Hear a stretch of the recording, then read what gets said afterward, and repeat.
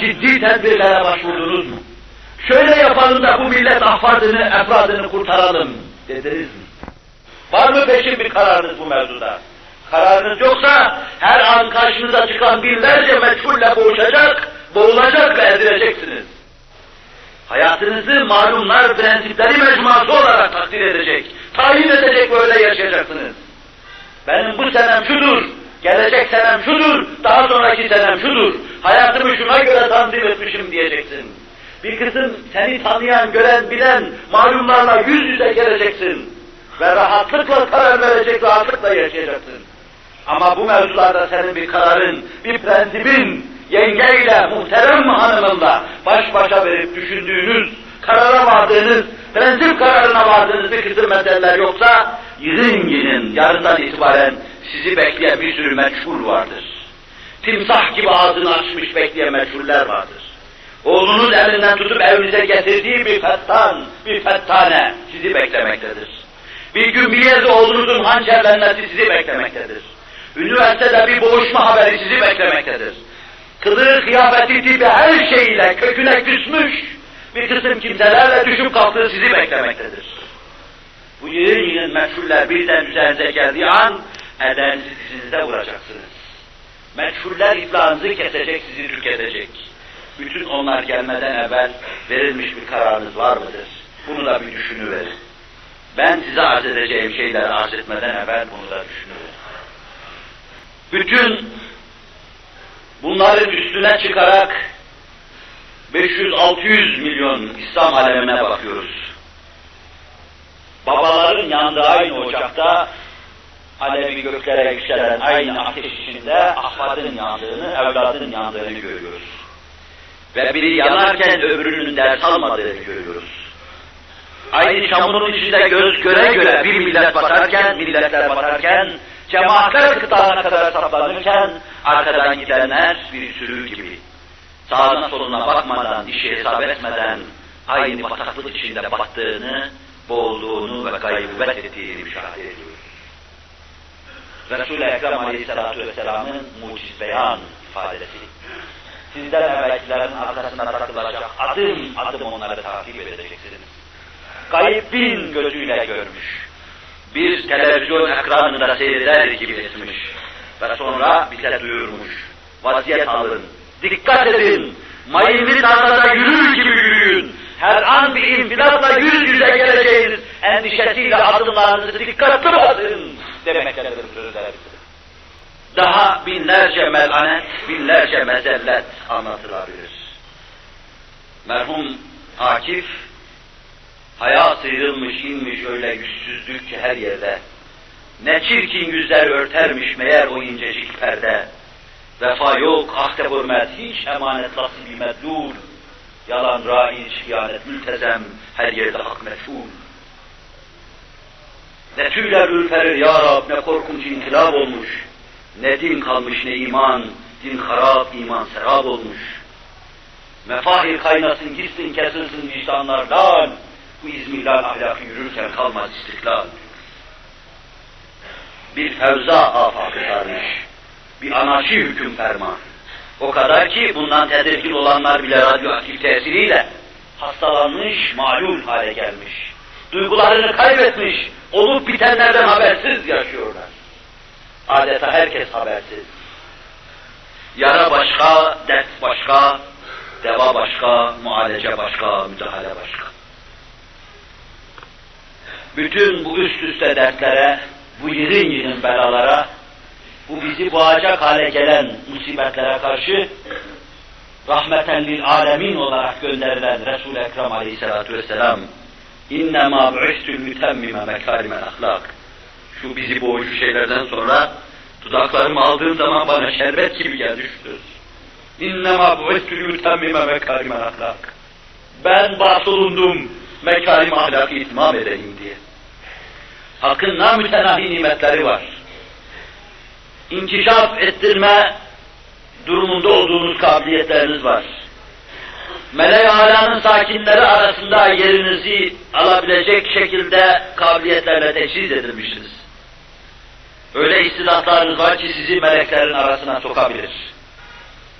İşte bunları inkişaf ettirme, posasından, tortusundan altına ayırma, şu elmasa yeniden bir saykıl vurma, Resul-i Ekrem Aleyhisselatü Vesselam'ın uğurlu ve bereketli elleriyle olacaktır. اِنَّمَا بُعِثْتُ لِيُتَمِّمَ مَكَارِمَ الْاَخْلَاقِ Mekarim ahlakı itmam edeyim, kemal erdireyim diye Allah beni gönderdi. Şu bunalmışların elinden tutayım, ahlaksızlıktan dolayı tedirgin olanların elinden tutayım. Hatta ahlakı ahlaksızlığı birbirine katmış, karıştırmış, yalanla kizbi aynı kutunun içine koymuş, yalanla doğruyu aynı kutunun içine koymuş, iffetle iffetsizliği aynı çatının altında bulunduran insanlara bu zıtları tebrik ve temyiz etmek üzere gönderildim. Bunları birbirinden ayırayım da istidadı olanları âlâ iyiliği insaniyete çıkarayım. Kabiliyetsizleri de esfel-i safirine, sukut etmelerine vesile olayım. Kur'an ona ve inneke le'alâ hulukin azîm. Sen ahlakın en büyük üzerine yaratılmışsın. Senin ahlakın en mükemmel ahlaktır. Başka bir ayeti kerimede bu senden evvel gelenlerin ahlakıdır buyurulmaktadır. Peygamberlerin ahlakıdır. Baştan aşağıya Kur'an bize Allah'ın ahlakını öğretmekte. Kainata uyduğumuz zaman ters olmayacağımız, dolaplar altına düşmeyeceğimiz bir ahlakı talim etmektedir. Kur'an'ın ahlakıyla ahlaklanmayı talim etmektedir. وَاِنَّكَ لَعَلَى خُلُقٍ عَظِيمٍ İşte dehrin hadiselerini böyle boğucu görünce, hadiselerin aleyhimizde ittifak edişini böylesine dehşetiyle müşahede edince, tevekkaltu alallah deyip, sefine-i ilahiyeye binmemiz gerekmektedir. Nebinin sesine kulak verip, mevce halinde bizi boğmak üzere kabaran dalgalara karşı, Hz. Nuh'un sahili selamete çıkarıcı sefinesine binmemiz gerekmektedir. Siz de şu boğucu emvac içinde kulağınızı kapatsanız, Kur'an'ın hayat bahşolan, saadet bahşolan sesini soluğunu duyacaksınız. Ya buneyyer kab ma'ana ve la tekun ma'al kafirin. Hz. Nuh'un sesini duyacaksınız. Oğlum bizimle beraber bin, seni sahili selamete çıkaracak bu vapura biniver. Allah'ın hazırladığı bu şeye biniver ve kafirlerden olma sesini duyacaksınız. Ama kulak verdiğiniz zaman duyacaksınız.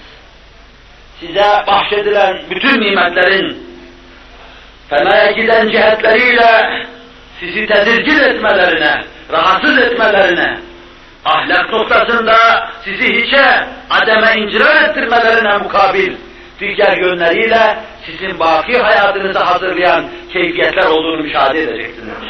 El-malu vel-benûne zînetul hayâti dünya vel-bâkiyâtu sâlihâtu hayrun inde rabbike sevâben ve hayrun emela. Fermanıyla bu muvazeneyi müşahede edeceksiniz. Mal ve benun, evlat, bunlar dünya hayatının zinetidir.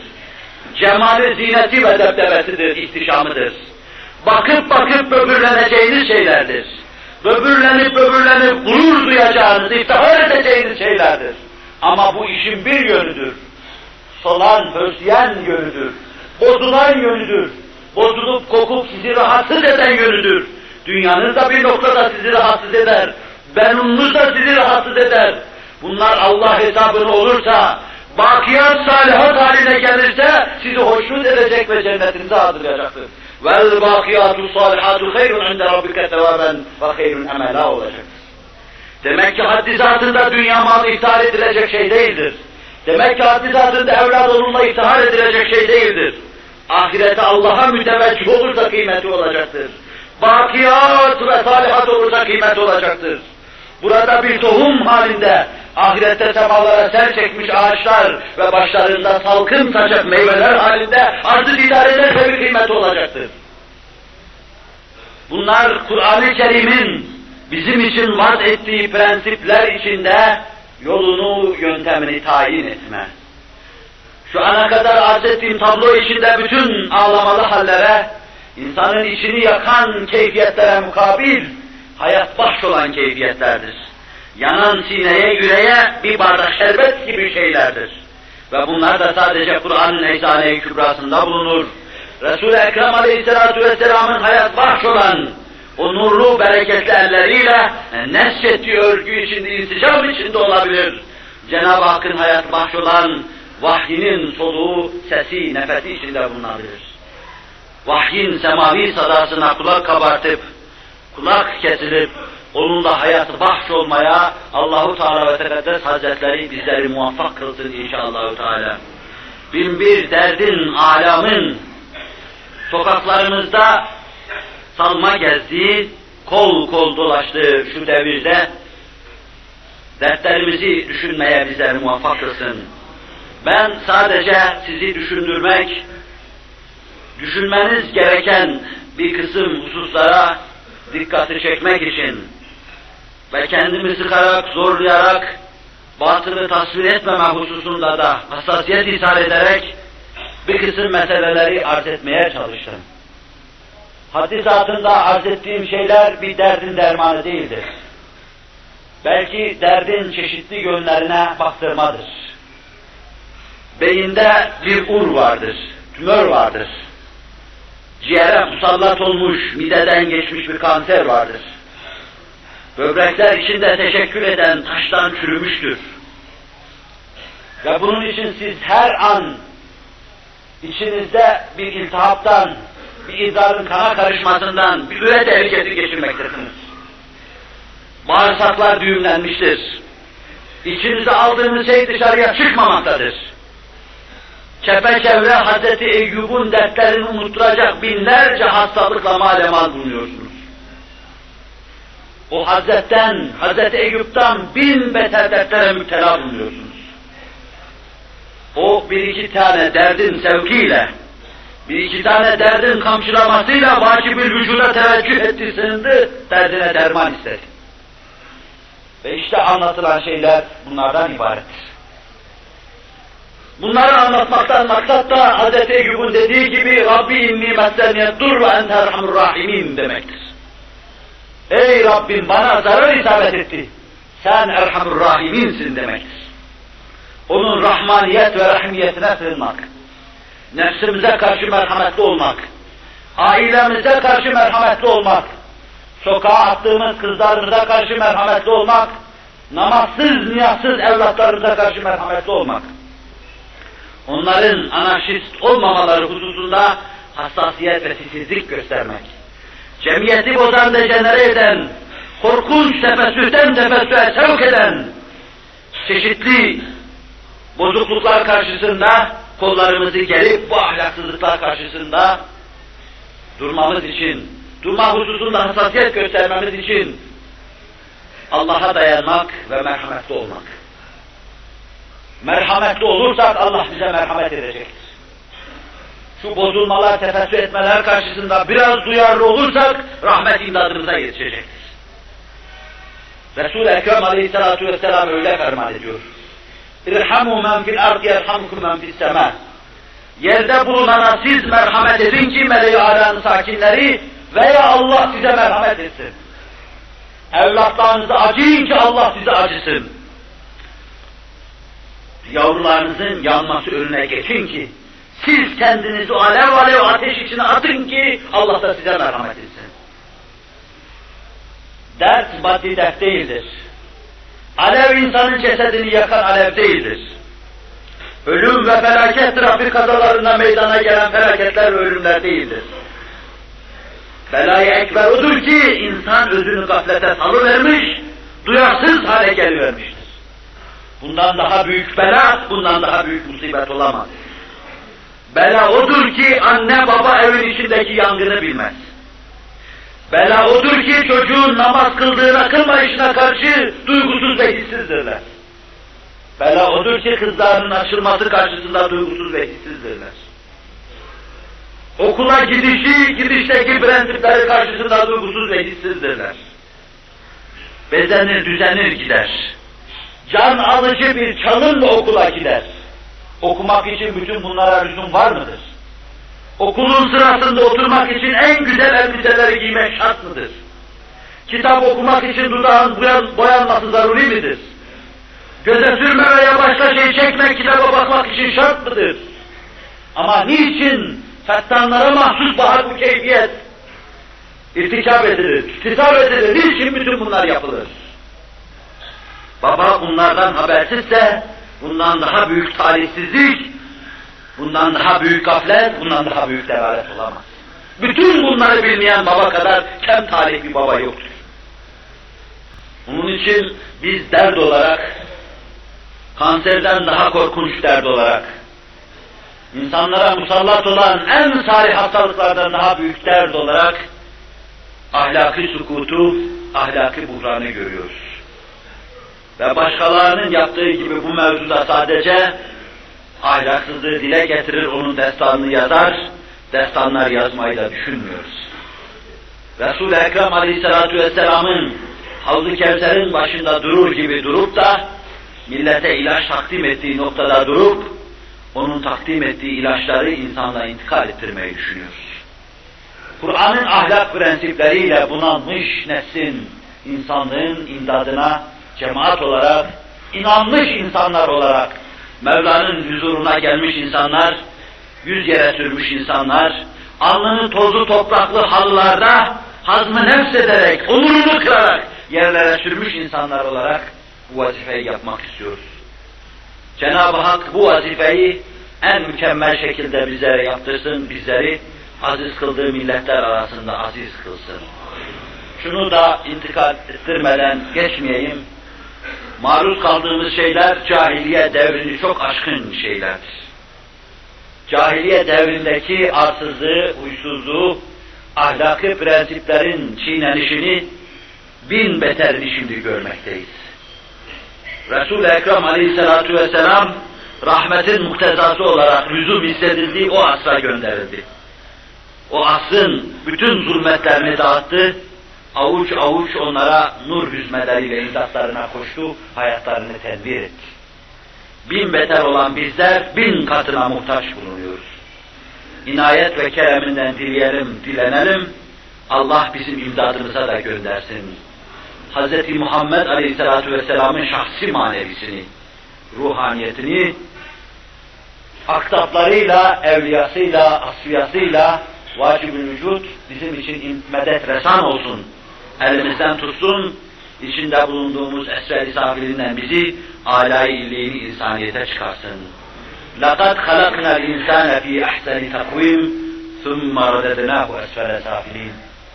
Biz en mükemmel cihazlarla mücehhez, ahsen-i takvime mazhar kimseleriz. Beyanı Kur'an ile, ferman-ı Sübhan ile. Biz insanı ahsen-i takvime mazhar yarattık. Sonra da onu esver-i safiline ittik. Aşağıların aşağısına ittik. Nefsiyle boğaz boğaza, gırtlak gırtlağa geleceği hale ittik. Vuruşacağı, sürtüşeceği, bazen düşeceği, altta kalacağı, bazen de iman ve amel-i salih cenahlarıyla uçup âlâ-i insaniyete çıkacağı bir vaziyete duçar ettik. İllellezîne âmenû ve amilussâlihâti, birer elmas altın kanat gibi imdadımıza koşuyor, kollarımızdan tutuyor, bizi âlâ-i insaniyete çıkarıyor. Düşmüşlükten, sukuttan, aşağıların aşağısına gitmekten, mezelletten, acizlikten, beceriksizlikten elimizden tutup bizi iş becermeye, âlâ-i illîne çıkarıyor. Kur'an'ın elimizden tutuculuğunu inşallah Teala önümüzdeki derslerde arz ettiğim bu hususlara derman getirdiğini önümüzdeki derslerde arz etmeye çalışacağım.